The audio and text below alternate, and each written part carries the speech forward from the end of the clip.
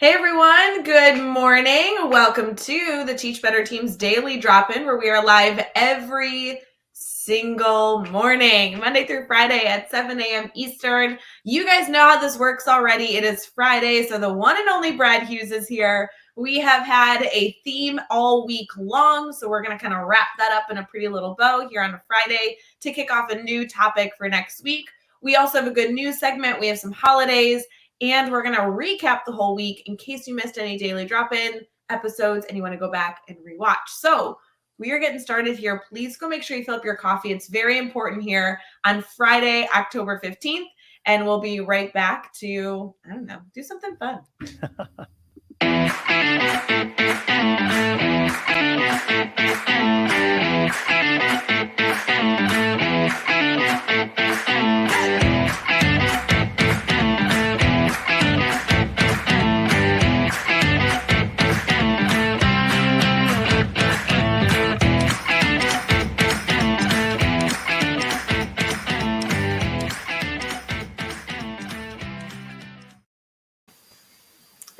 Good morning, Brad. How are you? Good morning, Ray. I'm doing really well this Friday morning. How about you?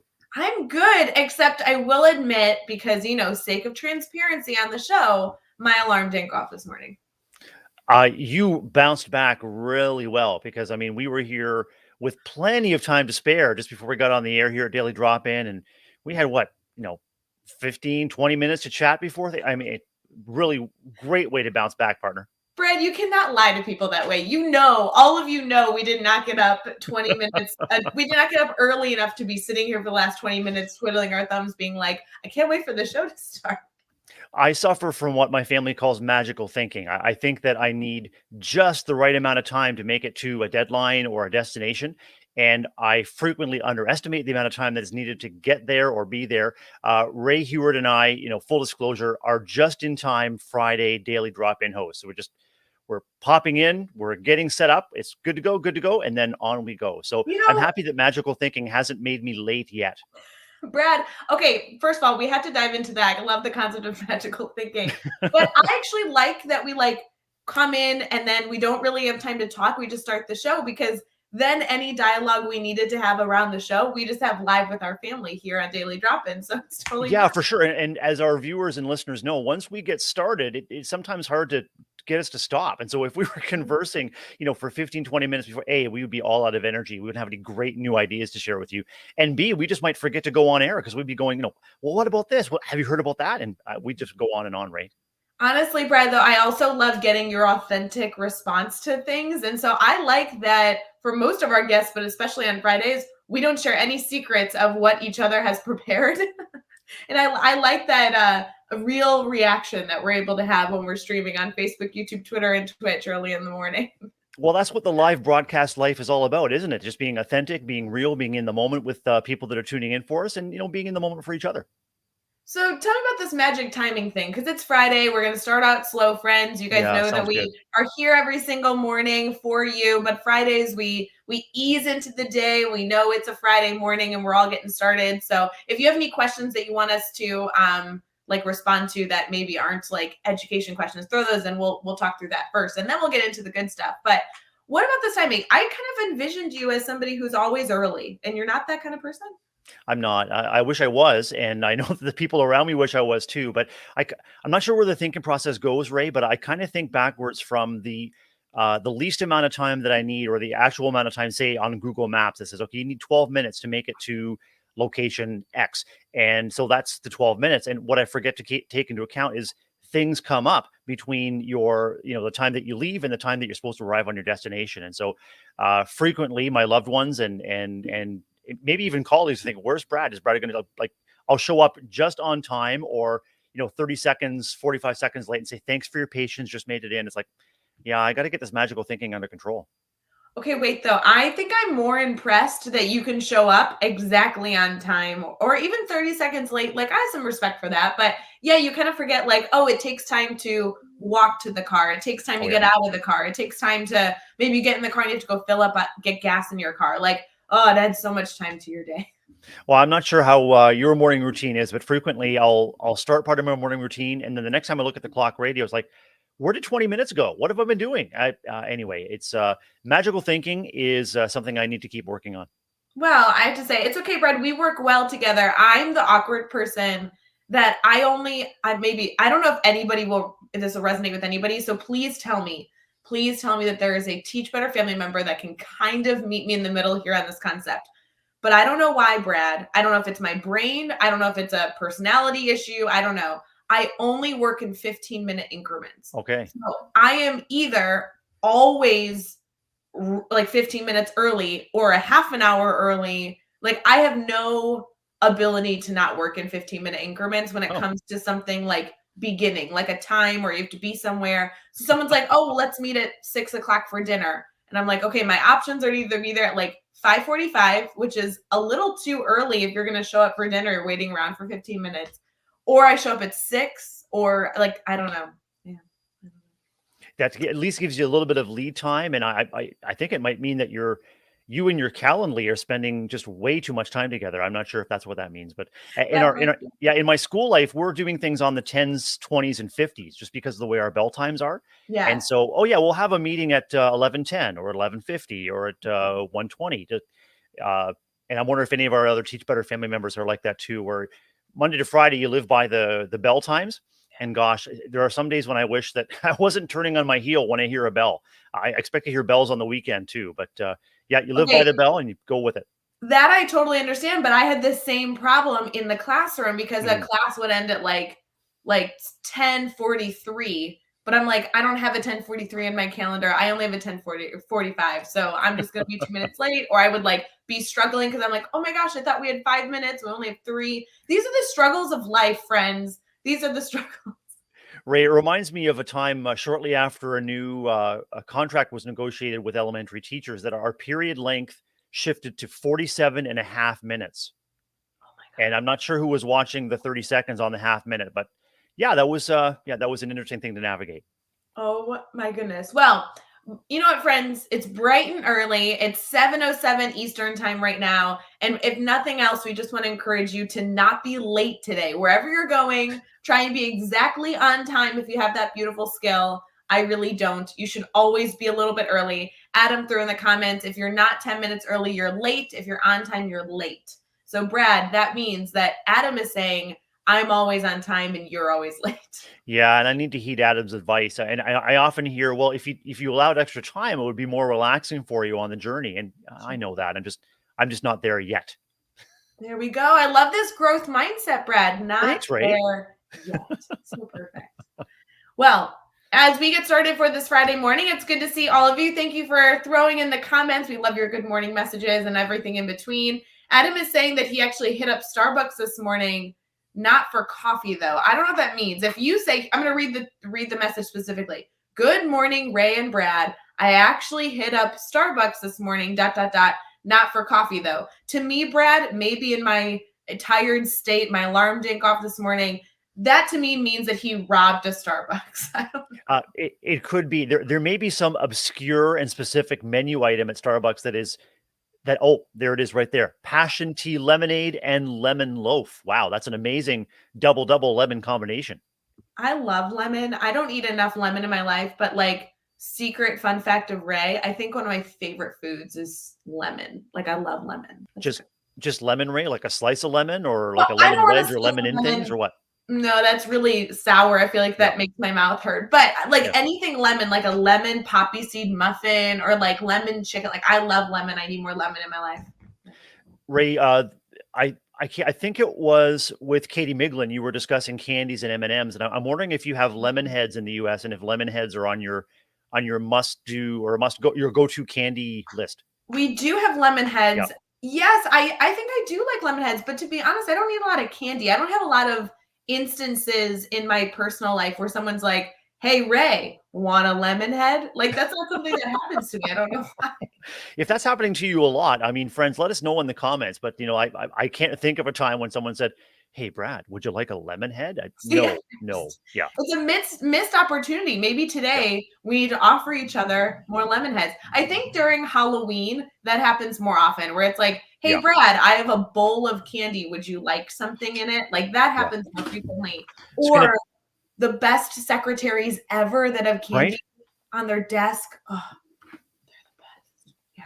I think I'm jumping the gun a bit here, Ray, but on our list of upcoming holidays, it says that this Sunday is National Share a Lemon Head Day. So you heard it here first, everyone. Share a Lemon Head Day is this Sunday. Do it for your loved ones. And can we clarify, Brad? Sometimes we have national holidays. Give a friend a Lemonhead Day is going to be a global phenomenon. This is not a just US, North America holiday. This is going to be a global event for Yeah, sure. and we don't want this conversation to leave a sour taste in your mouth at all. We just want to make sure that we're sharing the sweet side of life with you here, and this idea could have a lot of appeal with the lemon heads. If Guys, I don't know, this just is give it a try. why this is why I love Fridays. You're so kind. Thank you. I love it. Okay, we are definitely getting people up and moving this morning, which I love. These comments are flowing in. Brad, everyone loves a good pun. Everyone loves a fake global holiday. Let's actually get into the holidays we're celebrating today. We have a good news story, and maybe eventually we'll get into some education stuff. We'll see. Fantastic.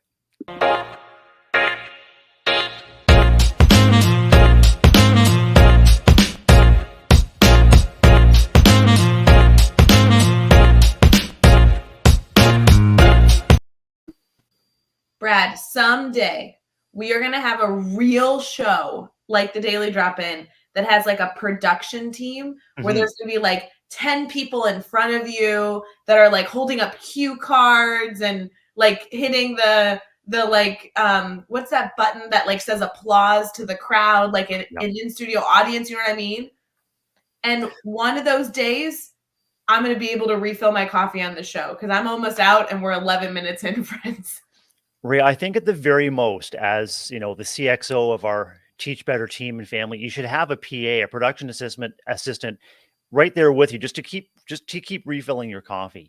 I've got an on-air sign right up there that I rigged up myself just to make me feel like really in the groove. And I've asked family members if they'd be willing to be my production assistants, and I've got a polite but firm no on that. That's too bad. I Yeah. wonder if maybe they'll come around or maybe somebody will volunteer. Like in the comments, maybe someone will be like, pick me, and they'll come to your house bright and early in the morning. And like that's the weird part, friends. Like if you're going to be here to refill my coffee, while I'll appreciate you, that means you're coming over to my house every morning at 5:30. I don't know how you feel about that, but It sounds like a great way to spend the morning. I mean, it would be something. Let me tell you, you'd be able to hang out with the dogs. Mhm. I mean, I don't know. It'd be good. My coffee machine's a little loud though, so you'd need to like leave the room, click the button on the machine, let it make all the noise out there, and then come back into my office and fill it up. So I don't know. I think we could do it.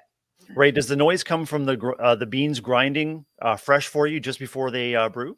Oh, that would be a wonderful sound to hear in the morning. Yeah, No, I need to introduce you to our coffee maker because that's exactly what it does, and it's pretty awesome. will you take a picture of it for me? I would love to see it because I will say Yeah. I love my coffee maker. It's like one of my favorite things that are in my house, including the dogs. I mean, it's like third really on the list. But no coffee grinding. I would love to see what your coffee machine looks like. Fantastic. I'll make sure that gets to you ASAP. I love it. All right, as we get started this morning, there are some holidays. And I was telling Brad right before we came on, I was like, you're going to like the holidays. They're a little more serious today, but I have a feeling, Brad, that you can find some silver lining in them. The first one I think is a no-brainer, huge holiday. Everyone not only has been celebrating every single day for the last 2 years, but will continue to celebrate today. It is Global Hand Washing Day. So as all of you are getting set for your day, getting ready for your day, progressing through your day, please be aware of being safe. Wash your hands. Continue to be safe for all CDC COVID protocol. I know that they are different state to state, different area to area, community to community. But whatever you need to do to stay safe, please, please, please wash your hands. So, Brad, have you washed your hands this morning? Multiple times, squeaky clean, even use some hand sanitizer this morning. It's part of our routine. Wonderful. I love it. So that's very important. It's also a National Cheese Curd Day. Have you ever had a cheese curd? Love them. Yeah, I've had both white and orange. And here in my neck of the woods, some people call it squeaky cheese because of the kind of the squeak or it's kind of like a texture thing that happens when you chew on these cheese curds. Maybe our Teach Better family is aware of squeaky cheese, but yeah, I love them. I love a good cheese curd, especially like I live in the Midwest. You guys know Mhm, that, friends. So like Wisconsin is mhm. typically a great spot for a cheese curd. I will say, Brad, it confuses me a little bit going to a restaurant that offers appetizers. So I'm sure like you've seen a variety, but when they have cheese curds and mozzarella sticks, to me, I don't quite understand having both. It's the same food in different size. I don't know. Yeah, that's a lot of cheese, I gotta say, and especially if you're doing it as an appetizer. If you have one or the other, but not both, unless you're going in just for the appetizer, and it's like, "Okay, I'm done. Thanks very much." But I see that Sandra is weighing in on the cheese curds and whey. Thanks for that, Sandra. And uh, poutine is a specialty in many parts of Canada. I know in the U.S. too. So you can't have poutine without the cheese curds. Okay, so full transparency, friends. We're just gonna get off topic all morning this morning, Brad.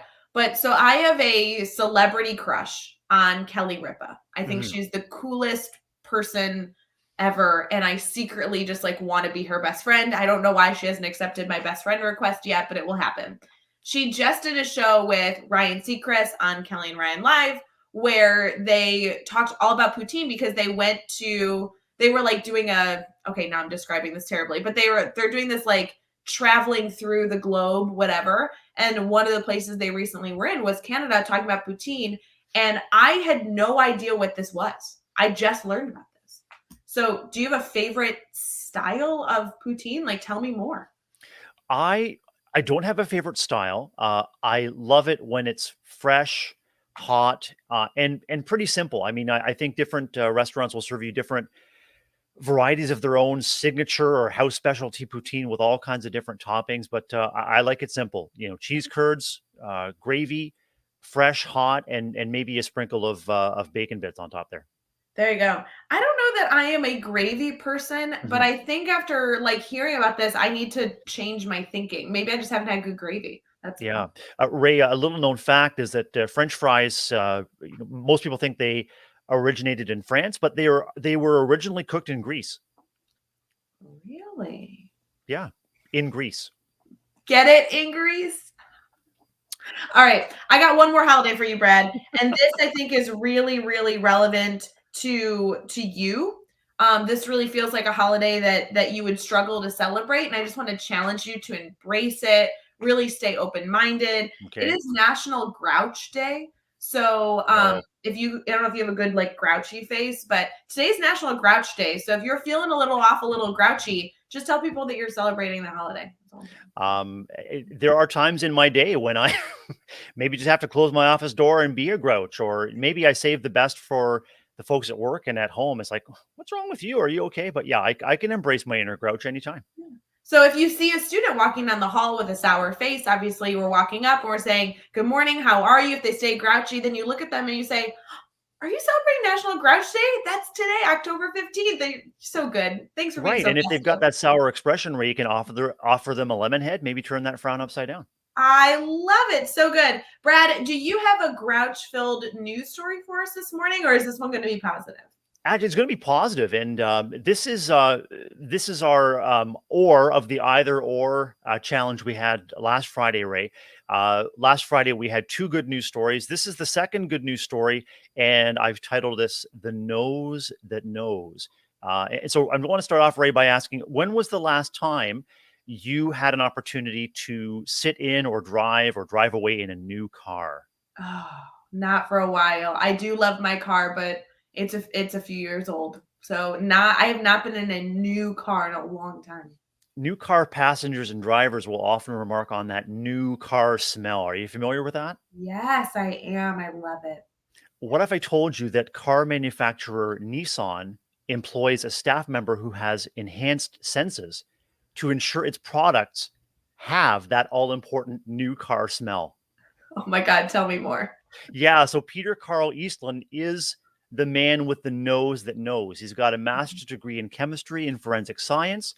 He also possesses an extremely acute sense of smell, a gift he realizes he's had since an early age, allows him to identify more than 15 smell categories. And so Nissan recognized he has literally the nose for the job and appointed him as the odor evaluation lead engineer. at its European Technical Center in Bedfordshire, England. So his job is to ensure that the consumer experience in the new Qashqai model from Nissan isn't compromised by any unappealing odors. And so he can identify the difference between the new car smell that's Nissan standard and any off odors that may be in the new product before it goes off the assembly line to the consumer that's anticipating that new car smell, right?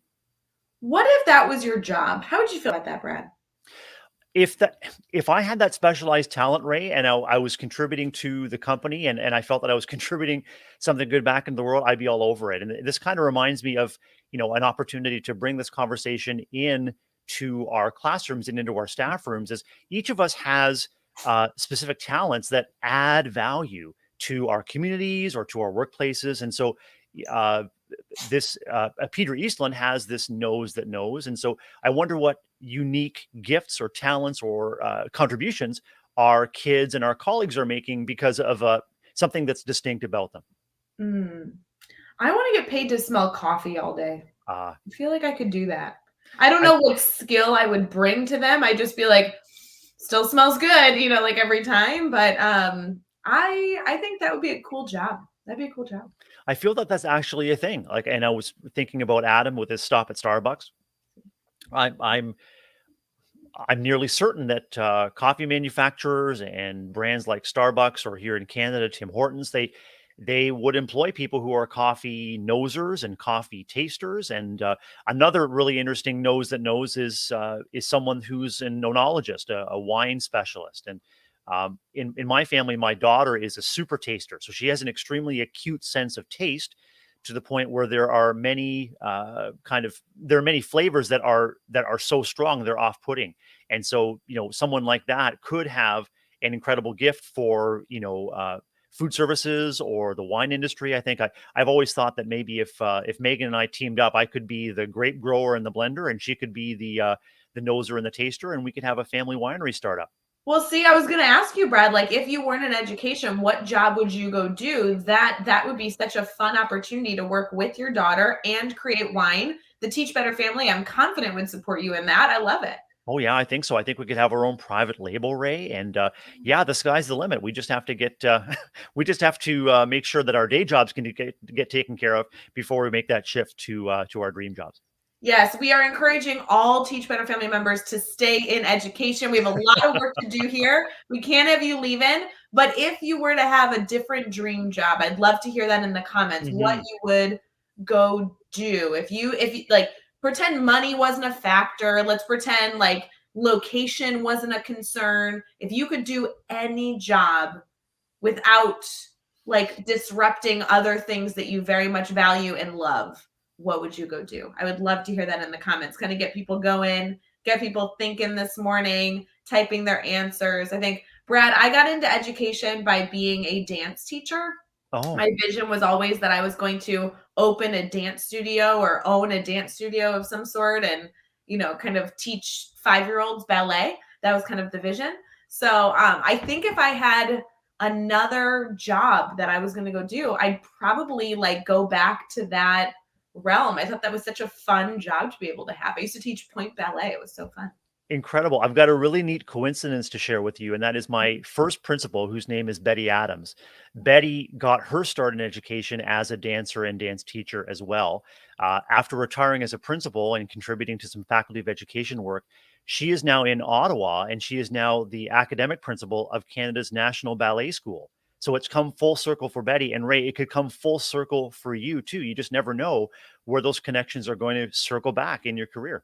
I secretly would love it. Like if any of you know, not that I'm necessarily like, I love the Teach Better team, I'm not going anywhere, but if you know of like a dance school or a dance studio that wants to bring me in just so I can be around it again, I would love it. The studio that I truly believe like crafted my future has recently closed, but I used to go there like once a year, once a like multiple times a year just to walk in and like soak up the energy of a fun dance environment. Such good people there. But we've got a lot of answers this morning. Hotel Mhm. management or an event planner. That would be a really cool job, Brad. I feel like that's kind of what Katie Miglin does right now for the Teach Better team. She's like a full-time teacher and does all the event planning for our team. Ray, I may or may not have heard something about a Teach Better 22 conference, and I wonder if we could circle Adam into that conference planning mode. We've got a hidden talent there that he wants to express. No better time. Done. Adam, you need to come help us with the Teach Better event. Those details will be announced, nudge, nudge, later this month. And Brad, by the by, even though I'm going to be really careful here, not spilling secrets, you are a part of that announcement, and you sent me something to support the announcement, and it made my entire day yesterday. That's incredible, and I really hope that you were impressed by the high production value that was provided as part of our part of our big media reveal. So I'm glad that made your day. Oh, so good. Andrea's in the comments saying that she wants to read audiobooks. Okay, Andrea, I am shocked that you just said that, because in a really non-creepy way, I love Andrea's voice. The way she speaks, I literally could listen to Andrea talk for hours. I would love for you to read audiobooks. I love that idea for Andrea. I love that journey for you, Andrea. And what I'll say too is, Andrea, when I listen to you and Ray on the Teach Better Daily Drop-In on the podcast, many podcasts I speed up to like 1.5, 1.75. Your broadcast I slow down so I can just savor the awesomeness of your voice. It's soothing, it's warm, it's inviting, and it's got this just infectious. It's like you've got a giggle ready, but it's not quite there. It's just like, it's so inviting. So Andrea, follow that dream. You'll be adding value and service to kids or adults listening to you read. I think that's a really great match. I would absolutely listen to Andrea's voice. Andrea, we're not saying that you should leave any responsibilities you have right now. You just need to figure out a way to take this on as another job, another hobby. You guys know that I listen to a lot of content. Like, that's how I consume my content. And if that could be consumed in Andrea's voice, oh my gosh, I would love it. Because like those, okay, I won't say the name, but those music boxes we have in our homes, or there's like a person on our phone that we could talk to. I would love if it was Andrea's voice. How cool would that be? There's an NPR show called Wait, Wait, Don't Tell Me, where you can win the voice of one of the NPR celebrities as your home answering machine. And so I wonder if we had like a contest on the Wednesday Brain Break.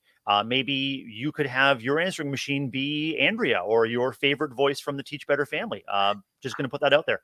I would love it. No, I would love it. We're going to make that happen. Okay, Brad, we are like completely behind schedule, and all we're going to do is talk about Andrea for the next 5 minutes because we love her. She was a part of the Daily Drop-In on Tuesday this week, so if you need to soak up some Andrea, that is definitely an episode to head back to. We're going to head into Brainstorm Bank really quick, take your questions, talk mastery learning, and then we also have to kind of recap the week, which we'll try and maybe do those together. But Brad, though, that's my favorite commercial, so we're going to have to play it, even though we're going to put these things together. So really quick Brainstorm Bank, and we're going to try and fly through the rest of this show.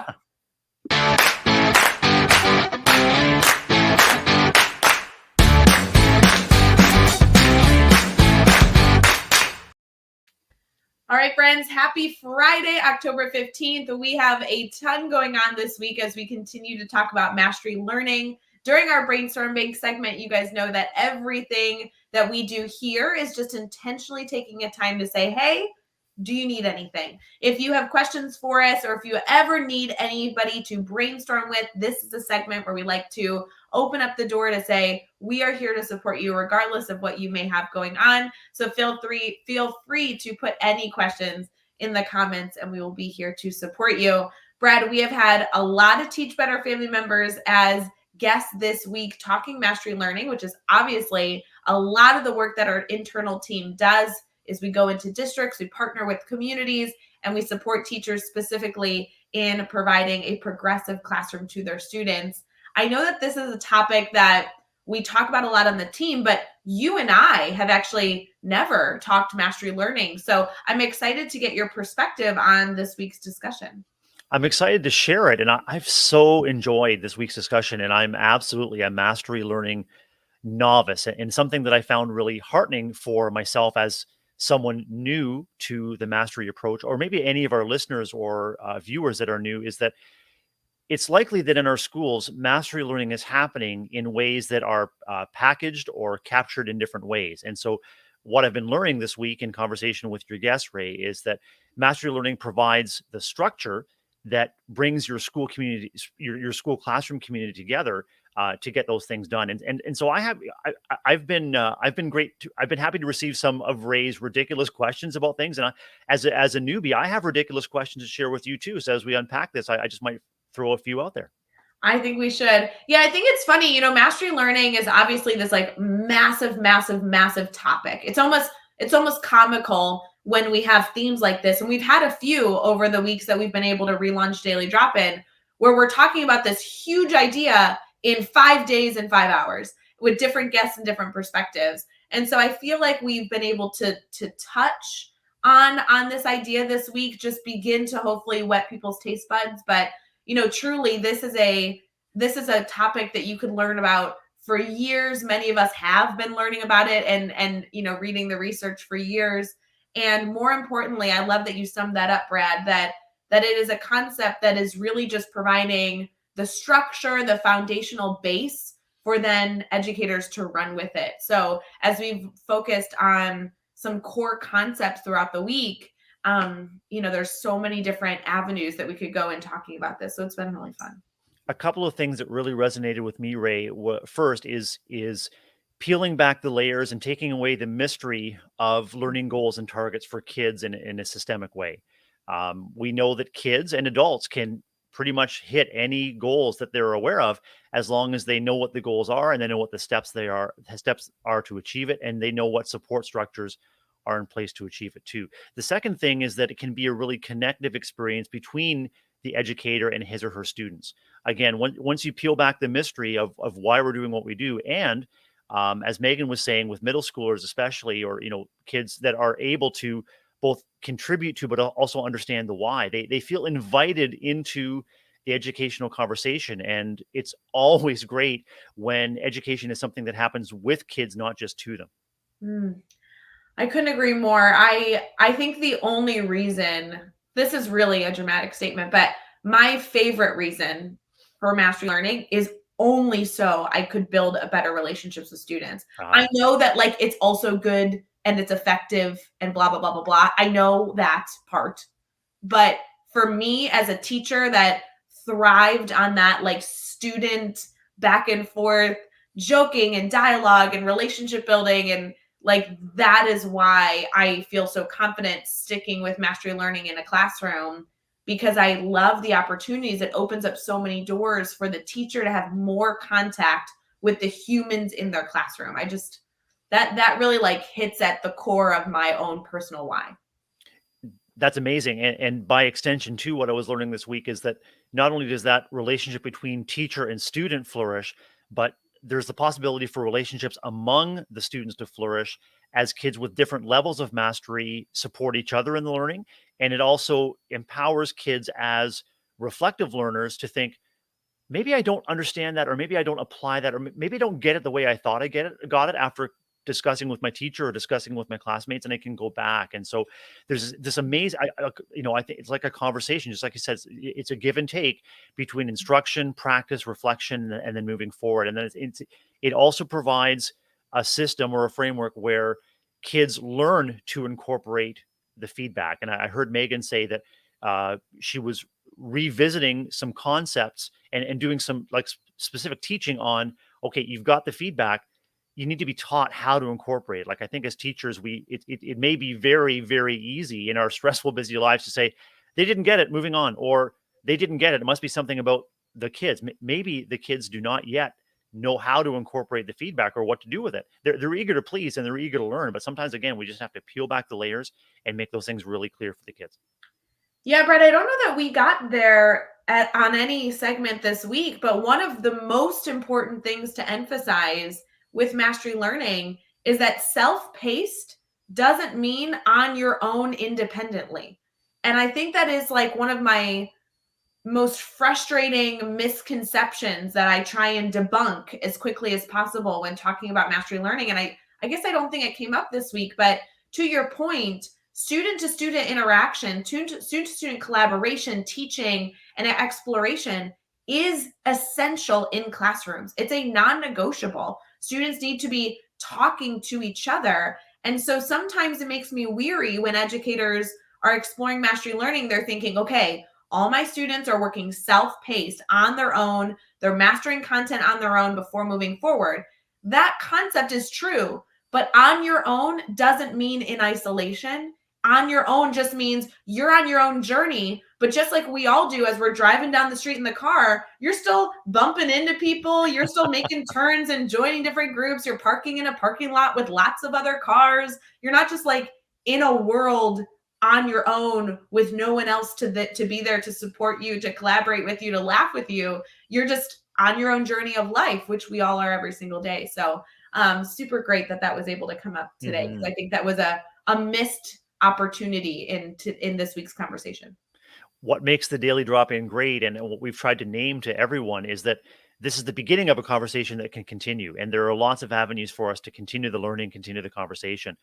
One thing I wanted to mention, Ray, too, is as how inspired I was by your conversation most recently with Megan, where Megan identified that kids were bored, frustrated, and disengaged. And so rather than blaming the kids, she said, what is it about what's happening in our classroom that is going to improve the situation? Because maybe it's me, and maybe it's our structure, and maybe it's how the classroom is organized or managed. And she realized that all kids need differentiation in terms of their pacing, in terms of the content. Some are ready to speed up, some need review to slow down. And what I was really inspired by is this makes differentiation intentional and possible, and it makes it invites the kids into the differentiation conversation. So it's not just, okay, educators are going to prepare an IEP because you have these specific learning needs. We're going to present the IEP to the parents or caregivers. How about we invite the kids into the conversation? And this is what mastery learning, and what, the framework that's provided offers that opportunity, not just for one, but for all. Essential for some, but good for all. Oh, I love that. Essential for some, but good for all. I'm giving a spoiler alert. I don't know that I'm allowed to talk about this, but I'm pretty sure Jeff Gargas is still sleeping, so it doesn't matter. But spoiler alert, next week we have a new course launching in the Teach Better Academy, and it's called Incorporating Student Voice in Parent-Teacher Conferences. Because we know that parent-teacher conferences are prevalent throughout the education community right now, and we have some tips and tricks on how you can get ahead to try and ensure that students' voices are being shared in those parent-teacher conference discussions. And one of the things I can honestly say is, early in my career, I not only didn't incorporate student voice like I should, but I also am very cognizant that parents gave me the heebie-jeebies. I was so nervous all the time to talk to parents, and parent-teacher conferences was like one of the most stressful times every year, because I knew parents, lots and lots of parents, were going to come interact with me and have questions for me. And I took that as such a negative. I'm like, oh my gosh, they're going to question the work I'm doing, and I'm going to have to explain why I made certain decisions throughout the year. They might even have specific instances they're going to bring to me that I need to make sure I know why and how that situation came about and concluded. And I just found that so stressful that I had to explain the work that I was doing. And I can be honest, Brad, when I transitioned into mastery learning, there's so much research to support the methodology of identifying a standard, working your way through the backwards design, making sure students have targets and small objectives that they're meeting day by day, like ensuring they understand a concept before moving forward. I then lost so much of that stress when talking to parents, because I really did know why we were doing something in the classroom. Like, I really did understand why the student was working on that target before attempting another one. And it just made that explanation so much easier. Having students be active members of those conversations and having a framework to refer to is a real key to reducing tension around those important conversations, because it's called a third point of contact. It's something that you can refer to off to the side, or so you can invite another person to the conversation. So it's not teacher versus parent striving to understand each other and anticipating a struggle. It's working together. It's a conversation, not a confrontation. Conversation about a third point of reference, which is your mastery grid, or whatever portfolio of student work you have, or whatever achievements that the child wants to celebrate. And so that third point of contact is crucial to reducing the stress and tension around any important conversation. And I can really see how it added tremendous value to that shift, Ray, when you made the shift to mastery learning and the grid method, in how you approach those conversations, because it was no longer me versus parent. It was me, parent, and kid coming around the achievement that's happened. Oh, yes. I love students being active members in their learning. And while I think that's modeled really well in classrooms, it has to also be modeled outside of the classroom in the parent teacher conference instances and everything else. The more ownership, the more opportunity you can provide your students for them to share their voice and lend their perspective. I mean, how cool is it? You guys know this. How cool is it when you are asked a question by a parent because they're eager to learn about their child's education or what's going on in the school, and the student is able to give the answer that as the teacher you would have shared, or they do it better than the way that the teacher would have shared. Like, I love those moments because that is a learning community. I love It's so wonderful when those moments happen, and it also speaks to the intention with which educators, students, and parents communicate up to and including those conferences, because there's a tremendous amount of importance and just like you said, pressure, worry associated with these one-off meetings with parents. And so if you can front load communication before those conferences happen, including student voice, then again, that can really take the pressure off those things, because it's just another part of an ongoing conversation rather than something that we anticipate with fear or worry. So, Brad, obviously we were able to talk about this all week long. We'll go into a recap of the week, although I know we've done some here, but I just really want to Yeah. play the commercial, so we'll do that in a second. But really, that's it, guys. We've already kind of given you an insight on the week, but I don't care. I want to click the button. But if you had to, Brad, identify either one question that you have or a question that we didn't talk about this week, or maybe it's a question that doesn't need an answer, but we want to post to the community, any like final thoughts on this mastery learning concept? I mean, we've done so much this week on this topic, but like we said, it's a really big concept. So any like underlying questions that you feel like you're still carrying? In my own head, yeah, and I think the word mastery. Yeah, I've got those voices in my head asking me questions all the time. But in so question newbie question for me is what puts the mastery, or what is the mastery in mastery learning in my educational sphere. uh Content mastery is not part of the vocabulary. It probably is referred to by something else, achievement or understanding. Or so that's newbie question number one. And I guess newbie question number two is just as you said, it's unpacking the perception or misperception that it looks like presenting kids with a grid or a series of steps and saying, okay, go to it. But there, so quite like, what's the role of direct instruction? What's the role of testing? How frequently? And are there more products that you're looking for other than quizzes and tests?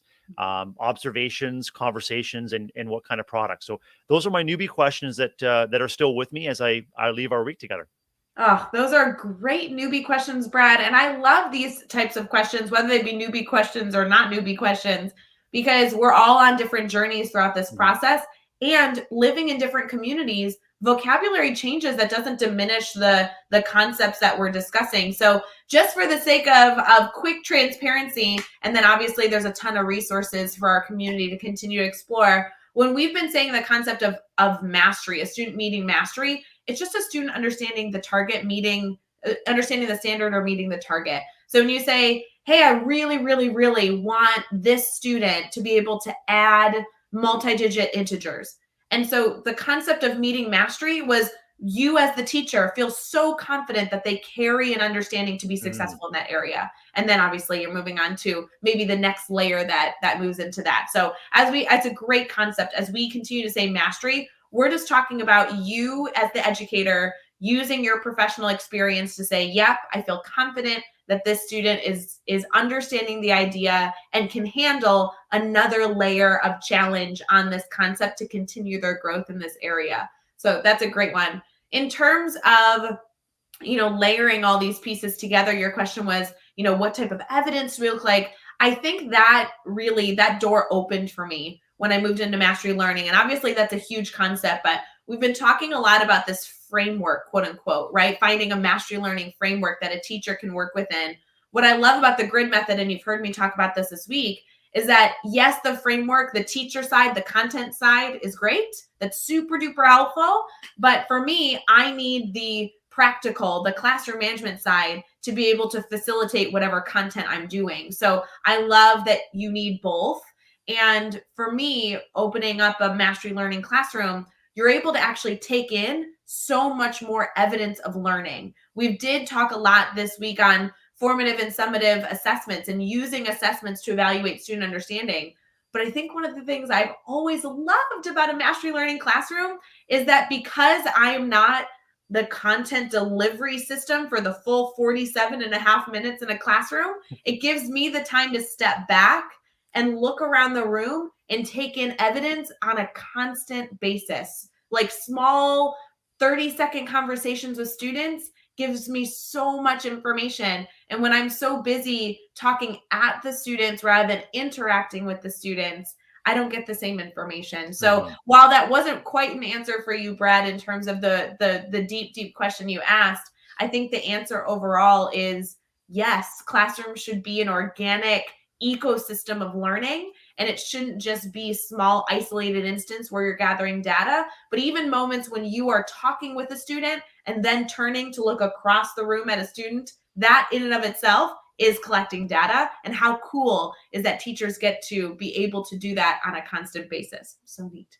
Incredible. And I've heard you use that word, and we've used that word ecosystem to describe classroom and learning communities. And when we consider ecosystem, I may have mentioned before, I think of growth, oxygen, wellness, green, and ecosystems also have an underlying structure. They have an underlying order upon which that growth is founded. And so, yeah, so lots more for me to learn and dive into. And as we mentioned, this is a part of an ongoing conversation that we can continue to have, sparked by our daily drop-ins. Oh, so good. Let's recap the week because we actually talked about a resource that might be helpful as people get exploring. So let's do a little recap. I need to figure out what button it is though. Why? Oh, here we go. The one that says recap. We'll be right back. Perfect.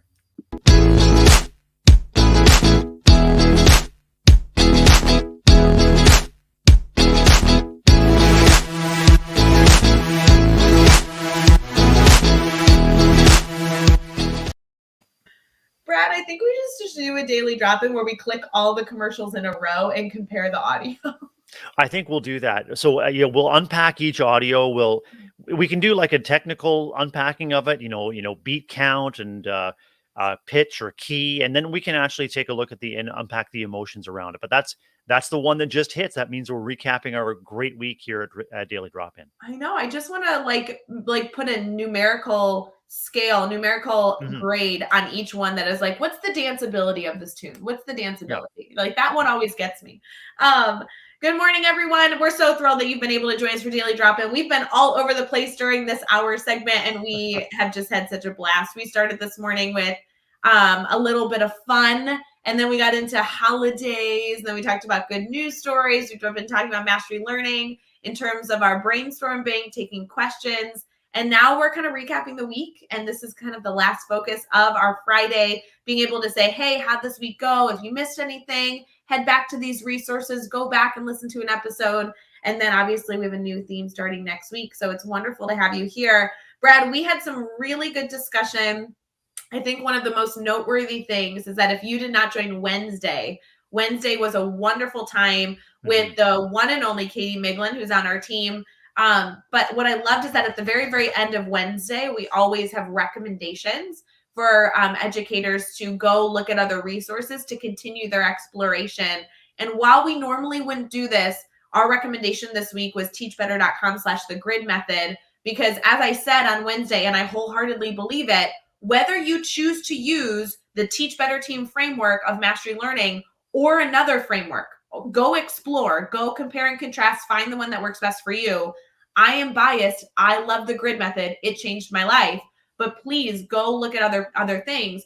Regardless of what you use, teachbetter.com/thegrid method has a lot of resources. So even if you go use a different framework, even if you don't fully implement mastery learning, either way, there's downloads there, there's courses there, there's blogs there that will hopefully get your mind thinking, hopefully get you started in the right direction of your exploration of mastery learning. So throughout the week, to be honest, I felt like that was a really noteworthy focus. I wanted just to give a shout out here to Katie, because not only she stepped in Wednesday morning, but truly stepped up. Like, I'm always so impressed with what Katie brings, even just in time. Katie, you've got an incredible depth of skill, educational knowledge, and the ability to have a great conversation to get those great thoughts out there. So, yeah, well Yeah. done, Katie, and well done, Ray, to pivot, and navigate, and put together a wonderful Wednesday episode. Oh, it was so fun. Yeah, this week, friends, if you haven't tuned in too much, has been all Teach Better team members. So you have gotten to see Jeff, Andrea, Katie, and Megan, all staples, very powerful voices of our internal Teach Better team. All of them do training on mastery learning, but all of them, Brad, bring very different perspectives to the conversation. They've each had their own journey learning about this concept. They actually each joined the team in their own way to bring their different lens and expertise. It was kind of cool this week to be able to talk to our internal staff, our internal team, to say, why is this concept important? Why, as a classroom teacher, does this really identify with you as an educator, a passionate educator? It was cool to be able to hear their different perspectives. They all teach different subjects. It was just kind of cool to be able to dive into that this week. Really, really cool, and I can see, hear, and feel our internal network growing, so that we can better serve our growing network of Teach Better family members and educators. And in any community, in any ecosystem, Ray, if you will, relationships are the key. And the better you know and can leverage each other's strengths and interests and passions, whether it's Lemonheads or Mastery Learning, there's value added. Or just come back to that again. There's value added in the strength of our networks, and there's value added in just having, an emotional and personal connection with the people that you want to learn from. I love it. So good. Brad, next week is a little bit of a doozy of the theme. We're really making a strong left. Like, we're really turning this conversation around. This week was very focused on classroom educational decisions you can make, resources you can go read, research you can go explore. Next week, I think, is going to be a little wonky, but we just need to embrace it. I think it'll be good. It'll be a great conversation, and I think the conversation is really about celebrating and bringing some community awareness to the incredible things going on in our classrooms and schools, right? I love it. See, I think that twist is the way we need to go. Next week theme is all about branding your classroom, branding your school, really ensuring that you're sharing the story of the work that you're doing, but not so much the importance of that story. Obviously, we'll dive into that, but the how, the tactical, strategical decisions you can do right now to push the narrative and make sure that your community, your parents, everybody in the stakeholder community understands the power of the work that you're doing, whether it be at a classroom level, at a building level, at a district level. How are you controlling that narrative? How are you celebrating the people within that ecosystem? I think there'll be a really good discussion. Anytime we can celebrate the individual and collective achievements of kids, and represent our public education system and public educators in a positive light through the power of story, again, you get that emotional engagement with your audience, and you build confidence in what's happening, and you also build opportunities for those ongoing conversations that can lighten the load when it comes to approaching a parent teacher conference. The more our communities know about us, and the more transparent we can be in a systematic way, that hopefully makes it easy and fun and something you look forward to in terms of communicating out, the better it is for everybody. So I'm kind of geeking out, Brad. Can we do a little bit of a preview of next week's guest? Because I'm not 100%. sure I'm going to be able to live through it, to be honest with you. You got it. Like, Brad, next Friday, I may not be here, and I'm going to need you to have a backup because I may not make it through the week. Oh, okay. So it's like an alert, just so you're aware. Okay. So Monday morning, you guys know Jeff Gargas. It'll be a really boring, terrible show. You guys already know that. Super easy. Tuesday, Brad. I don't even know how to process this. I just looked at the calendar. I'm freaking out. Tuesday, Mickey Smith Jr. is joining us. If you guys don't know Mickey, your life is not complete, and it will be on Tuesday, because Mickey is one of our favorite members of the Teach Better family. He is a member of our Speakers Network. If you don't know our Teach Better Team Speakers Network, we support educators that do really incredible work around the world, and they have an affiliation with our team. And he is an all-star. He joined 12 Hour Live this past April and literally lit up that hour. I don't think people knew what to do after he shared his insight. He is an inspiring, authentic voice and a source of joy. I think when you said lit up, like literally, like Literally. yeah, Tuesday is going to be bright. Yeah. My goal for Tuesday is to speak the least amount as possible so he can just talk a lot. He's also a Grammy-winning musician. He's an educator that is so decorated for the work that he's done. I don't quite know how to handle. I'll be dead by Tuesday, so if you need me after that, I won't be around. Wednesday, unfortunately, gets even better. We have John Miller joining us. John Miller has been an active member in the Teach Better family. He has an administrative background. He's going to be able to share so much about the district and the story. So after Mickey talks about finding your sound, which is all about what Mickey Smith Jr. is about, John Miller will be able to add in some additional thoughts of how he adds the voice of everyone in his community to the district. And then, I can't believe this, I don't even know how to process this, on Thursday, Evan Robb is joining us, who's an incredible district leader as well. Yeah.